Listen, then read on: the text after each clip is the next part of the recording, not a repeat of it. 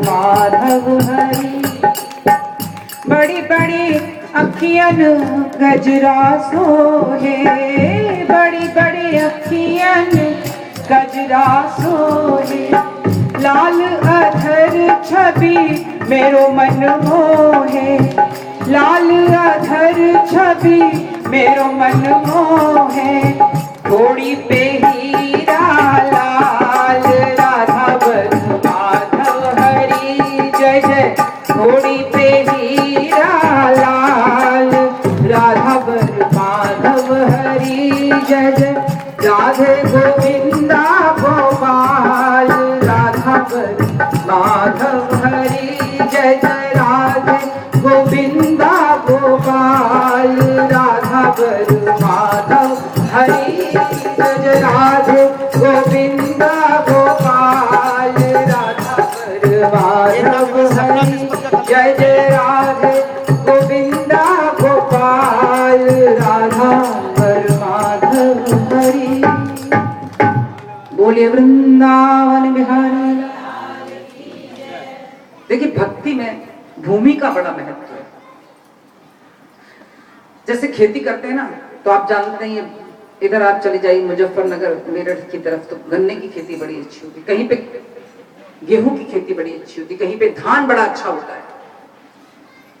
इसी प्रकार जो तीर्थ है ना, उसमें भक्ति बड़ी अच्छी होती है। भक्ति का तीर्थों में जो आनंद मिलता है वो और जगह नहीं मिलता।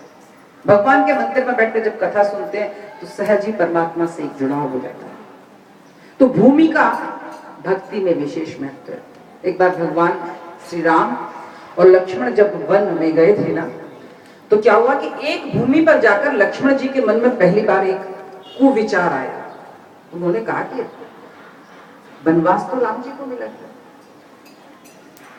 और बहुत से बहुत उनके साथ जानकी जी चली जाती है। भाई वो उनकी पत्नी थी, उनको जाना था, और मैं तो बेकार ही आ गया। बताओ, मेरी पत्नी बेचारी अकेली रह गई और मैं यहाँ आ गया और मुझे तो वनवास मिला नहीं था।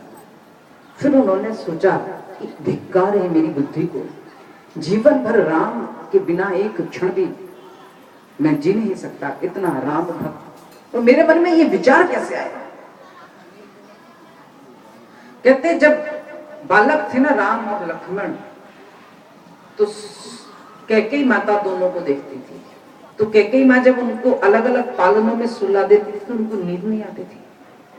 लक्ष्मण जी को व्याकुल रहते थे, बुलबुलाते रहते थे।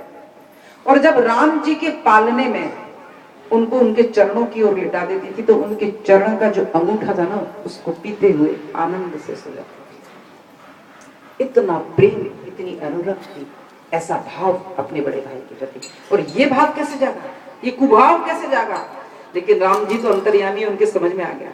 उन्होंने कहा लखन जी, मुझे तो ऐसा लगता है इस भूमि, इस जगह की भूमि बड़ी श्रेष्ठ है। बोले क्यों? बोले थोड़ी सी मिट्टी अपने साथ पोटली में रख लो। तो लक्ष्मण जी को लगा कि इतनी गंदे विचार मेरे मन में आ रहे हैं, भूमि कैसे श्रेष्ठ हो सकती है? पर राम जी की आज्ञा में पालन तो करनी। उन्होंने थोड़ी सी माटी वहां की एक पोटली में बना के रख ली। तो जब जब वो माटी भगवान के लखनलाल जी के साथ होती थी, तब तक अपने भाई के प्रति कुभाव। और जब उसको रखकर स्नान करने और ध्यान करने जाते तो मन कहता था कि धिक्कार है तुझे, तूने राम के विषय में ऐसा सोचा कैसे? तो उनसे रहा नहीं गया। उन्होंने कहा महाराज, आपने ये भूमि की मुझसे मिट्टी क्यों कहा उठाने को? तो उन्होंने कहा कि सुनो, तुम्हारे मन में कोई विचार आया? बोले हाँ महाराज। आपको कैसे पता? तो राम जी हंसने लगे, बोले सुनो, सुंदर उपसुंदर नाम के दो राक्षस थे, और दोनों भाइयों में इतना अधिक प्रेम था कि उन्होंने भगवान से प्रार्थना की कि हम दोनों जब भी मरे तो आपस में लड़के ही मरे, वैसे कोई हमें मार ना सके। तो ब्रह्मा जी ने वरदान दे दिया।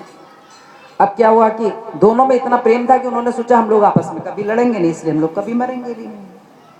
लेकिन यही मनुष्य का ज्ञान। मनुष्य अमर हो जाना चाहता है, सोचता है मेरी सारी चल अचल संपत्ति कभी ना लुटे, ये जीवन मेरा कभी भी ना खत्म हो।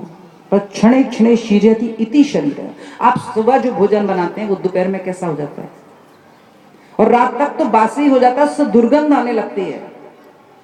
तो जो अन्न का कीड़ा ये शरीर है आपका, आपको पता नहीं चलता, लेकिन आपकी त्वचा पर हस्ताक्षर करती रहती है उम्र।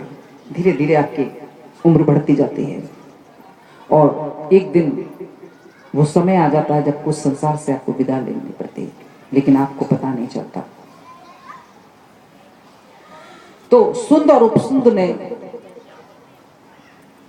प्रेम से उस जगह पे रहना प्रारंभ किया। तो एक दिन क्या हुआ कि एक बहुत सुंदर युवती वहां पर आई।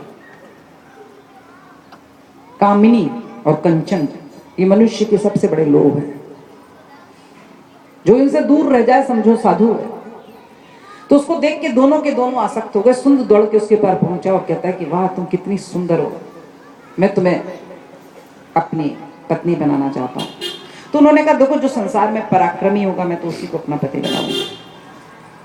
और जैसे उपसुंद मिला तो वो भी उसके रूप में मोहित हो गया। उसने कहा कि मैं तुम्हें अपनी पत्नी बनाऊंगा। अब दोनों भाइयों में झगड़ा हो गया।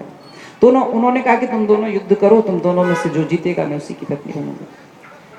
इतना प्रेम होने के बाद भी उस अनजान युवती पर वो ऐसे आसक्त हुए कि दोनों ने आपस में एक दूसरे को लड़के दोनों मर गए। तो उसी जगह की वो मिट्टी थी, इसलिए भाई के प्रति कुभाव जाता। तो गृहस्थ का जीवन भोग भूमि है। तरह तरह के विचार, तरह तरह के परमाणु यहाँ देखिए। हमारे शास्त्रों में एक बात कही जाती है कि हर एक का हाथ के पानी मत पियो, सबके हाथ का भोजन मत करो। इसका कारण ये नहीं कि वो नीच जाति का इसलिए मत करो, अपितु उसके भाव कैसे हैं, उसका धन कैसा है। जैसा होवे धन, जैसा खाओ अन्न वैसा होवे मन, और जैसा धन लाओगे उसी से आपका जो अन्न खरीदोगे तो वो परिवर्तित हो जाएगा।